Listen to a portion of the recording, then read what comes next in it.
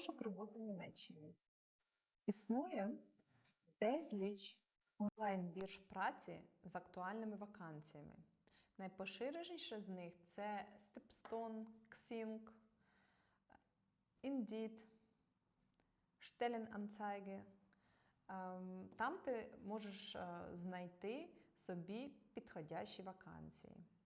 Також тобі дуже допоможе Федеральне агентство зайнятості, тобто Bundesagentur für Arbeit.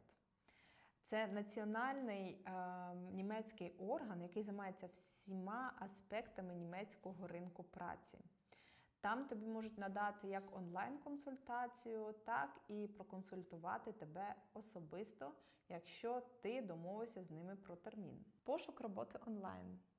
Як ми вже вам повідомили, в Німеччині існує безліч безкоштовних та надійних сайтів для пошуку роботи. Найвідоміші з них це Xing, Indeed, Stepstone та Stellenanzeige.de.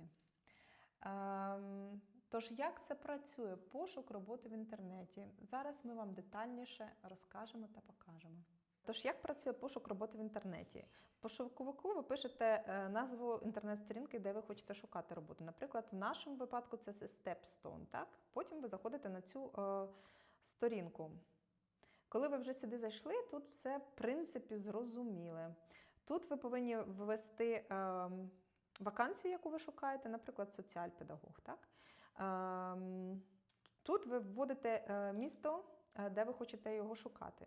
Ще дуже важливо, що коли ви вводите вакансію, тут є Vollzeit, тобто повна зайнятість, Teilzeit, якщо ви хочете працювати 20 або 30 годин в неділю, або частково робота на дому, тобто робота в хоум-офісі.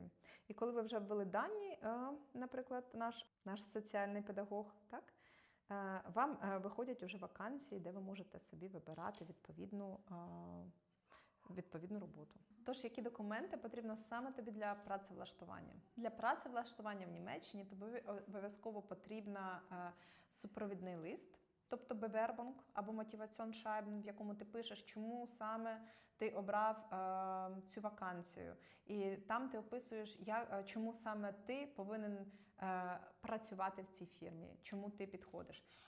Потім потрібна автобіографія, дуже часто з фотографією, де ти покроково пишеш, в якому році ти закінчив школу, твої навики,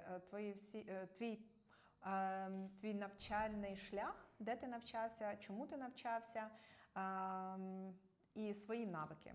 Як писати автобіографію або Lebenslauf, ти можеш подивитися в інтернеті, до цього є дуже багато рекомендацій. Дуже важливо, що в кінці до свого Bewerbung, так, ти підкріпиш всі свої атестати, всі свої дипломи, якісь рекомендації чи зразки робіт. Обов'язково їх підкріпи, зроби копії та підкріпи, надійшли, щоб роботодавець міг побачити, хто ти і що ти можеш.